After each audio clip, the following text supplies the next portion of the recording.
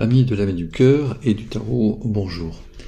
Nous allons examiner aujourd'hui la croix hermétique du 16 janvier 2025 qui permet d'avoir une idée de l'état des énergies à ce moment-là, à la fois sur le plan individuel et sur le plan collectif.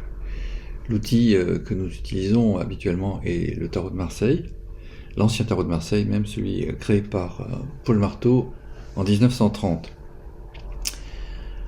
Donc, que pouvons-nous voir sur ce tarot, cette croix hermétique qui révèle l'état du ciel intérieur chimique? À gauche, nous avons l'empereur, à gauche, sur le plan horizontal, sur l'axe horizontal de la croix, le chariot, l'arcane 7, et l'axe vertical est constitué par la force en haut et en bas, l'arcane 11 du tarot, et le centre de la croix révèle la présence d'un arcane mineur, qui est un lieu de transmutation, un champ de bataille dans les énergies. C'est le roi de denier. Et ce roi de denier est la clé qui va permettre la libération de ces énergies et obtenir un état plus évolué, permettre une évolution de la situation. Donc en termes d'énergie. Et ceci est traduit plus ou moins élégamment par chacun d'entre nous selon le degré de conscience que nous avons atteint. Alors du point de vue astrologique, l'empereur c'est Jupiter. Jupiter qui est exalté dans l'élément eau en Cancer, ou bien tout simplement dans son élément lorsqu'il est en domicile dans les Poissons. Jupiter est appelé à changer de forme, de nature, ou de vivre sur un autre plan, en élevant sa vibration et notre niveau de conscience par conséquent. Il est appelé à devenir notre maître d'âme dans le Verseau, car Jupiter est le régent ésotérique de l'âme dans ce signe, le Verseau, c'est-à-dire qu'il régit non pas la personnalité, mais l'aspect spirituel de l'être humain. Et ce Jupiter va prendre de plus en plus d'importance dans le futur. C'est lui qui nous permettra de dépasser la forme et les difficultés qui sont inhérentes à notre identification à la forme. Voilà, donc c'est le travail qui est demandé, c'est le travail qui est présenté par cet arcane 4 qui est placé à gauche. Donc à gauche, donc la gauche qui représente la forme, la matière. En face de lui, nous avons le chariot, l'arcane 7 du tarot, qui va représenter le dépassement de la dualité par une confrontation avec elle.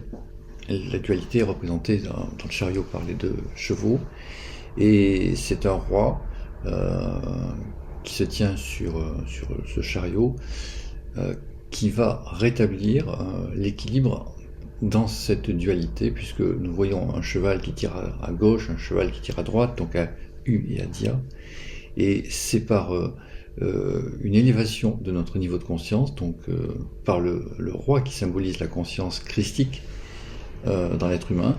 C'est l'image aussi de Krishna qui est sur le char, sur le champ de bataille de la Bhagavad Gita, donc le champ de bataille du Kurukshetra. Donc ce transfert d'énergie s'opère des centres inférieurs, représentés par les deux chariots, dans les centres supérieurs, les chakras, comme le disent les hindous. Alors nous avons un travail sur l'axe vertical qui est présenté par la force.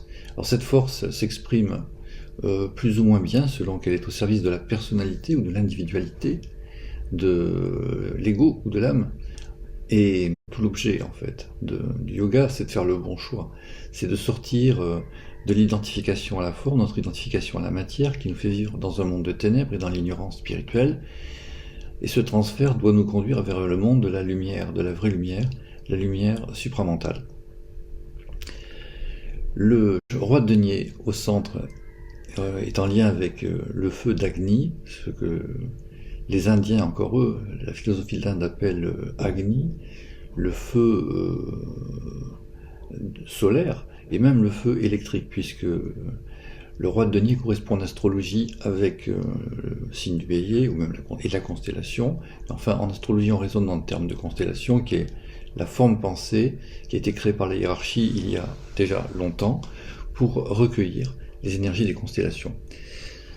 Donc ce roi de denier est ce feu qui va transformer le psychisme humain.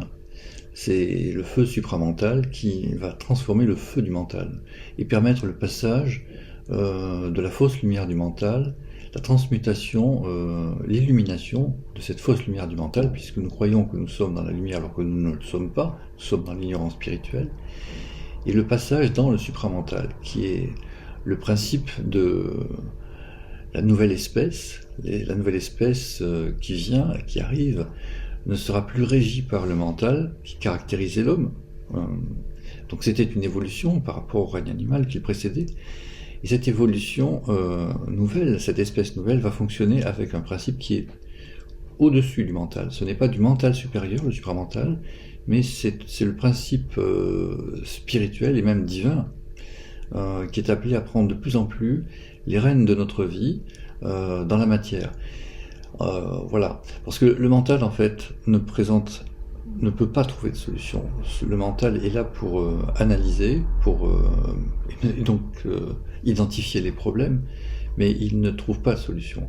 C'est au niveau supramental que les solutions sont trouvées par le retour à l'unité. Tant que nous sommes dans le mental qui fonctionne en binaire, comme un ordinateur, nous ne pouvons pas trouver de solution, nous sommes dans le conflit.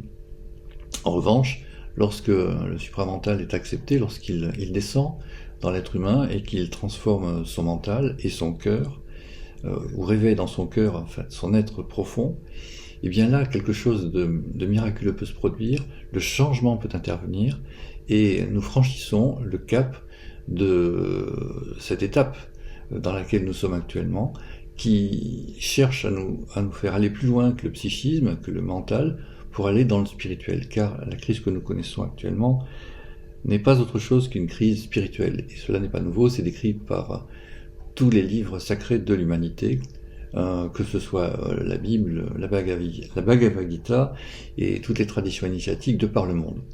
Voilà, en résumé, à quoi nous sommes appelés en cette période un peu particulière, au début de l'hiver, au début de l'année, qui précède de peu la nouvelle année chinoise, qui interviendra au moment de la nouvelle lune dans le Verseau, au moment du changement de signe. Alors c'est intéressant parce que nous sommes encore dans le Capricorne, qui est un signe cardinal de terre, et nous allons rentrer dans un cycle d'air, donc qui est tout à fait propice pour vivre les changements spirituels qui sont décrits, suggérés dans cette croix hermétique. Donc je vous donne rendez-vous au prochain épisode, vraisemblablement, avec l'étude du thème astrologique de la nouvelle lune du Verseau. À très bientôt.